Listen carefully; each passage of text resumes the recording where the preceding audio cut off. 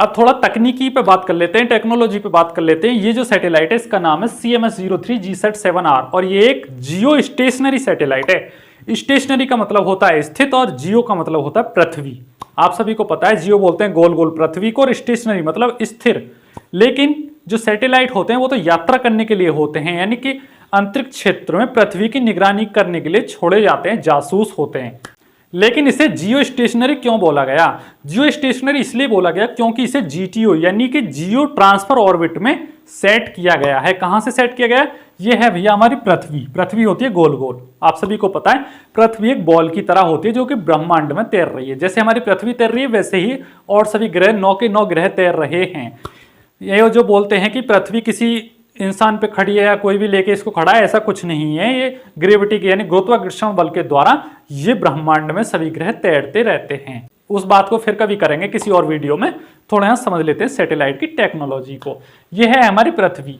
पृथ्वी हमेशा पश्चिम से पूर्व की तरफ घूमती है। जैसे आपने घड़ी को घूमते देखा होगा, वो सीधे घूमती है क्लॉकवाइज, लेकिन पृथ्वी एंटी क्लॉकवाइज घूमती है अपने अक्ष पर यानी अपने सेंटर पर।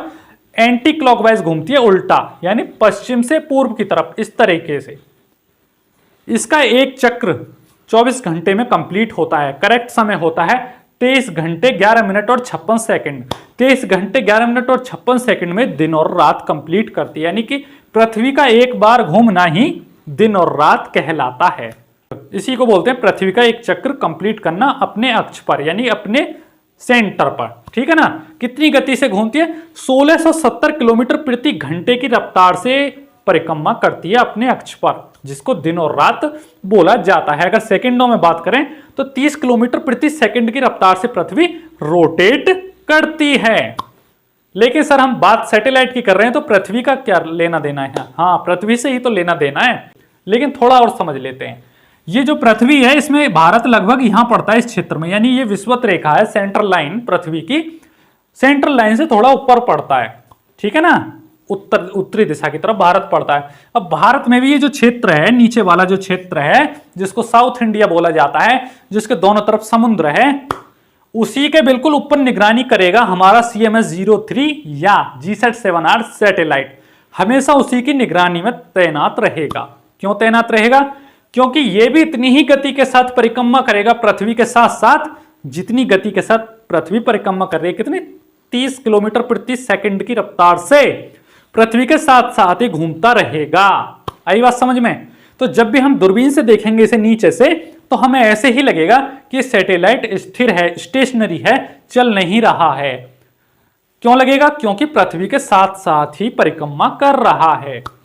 भाई मान लीजिए एग्जांपल के लिए आप बस में बैठ के जा रहे हैं, ट्रेन में बैठ के जा रहे हैं, आपके साथ ही कोई व्यक्ति बैठ के जा रहा है, स्पीड से आप भी चल रहे हैं, वो भी चल रहा है, ट्रेन भी चल रही है, लेकिन आपको तो ऐसे ही लगेगा कि ये स्थिर है।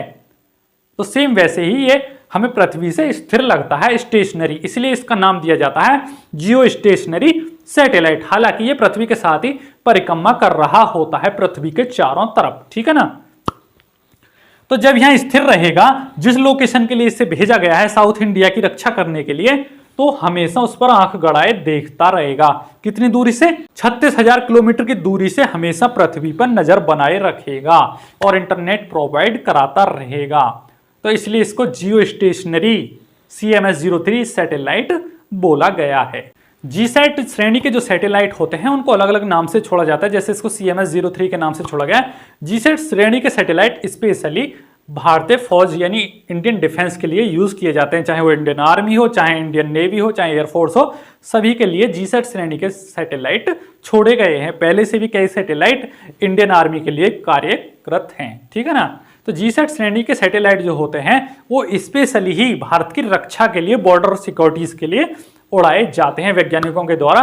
और ये जितने भी सैटेलाइट होते हैं सभी जियो स्टेशनरी सैटेलाइट होते हैं। मैंने आपको बताया स्थिर सैटेलाइट, ये इधर उधर चलते तो हैं लेकिन उसी लोकेशन पर देखते रहते हैं जिसके लिए इन्हें छोड़ा गया। मान लीजिए मैं एग्जाम्पल के लिए बोल रहा हूं कि तुम्हें सैटेलाइट को हमेशा मुझे ही देखना है, तो वो घूमता तो रहेगा लेकिन मेरे ऊपर ही नजर गड़ाए रखेगा हमेशा। 24 घंटे और हमेशा जब तक ये सैटेलाइट जीवित रहेगा, जब तक इसका कार्यकाल रहेगा, इधर उधर नहीं भटकेगा, ठीक है ना।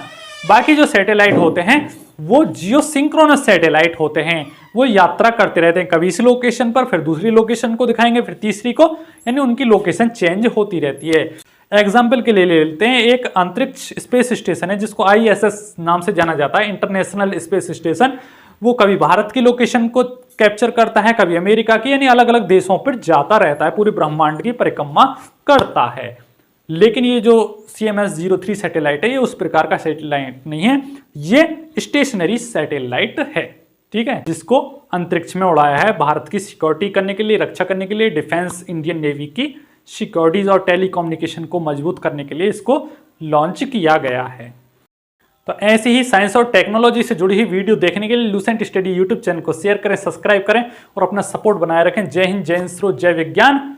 और इंडियन इसरो को एक बार फिर congratulation for that satellite successfully launch in GTO orbit. Thank you so much for watching this video.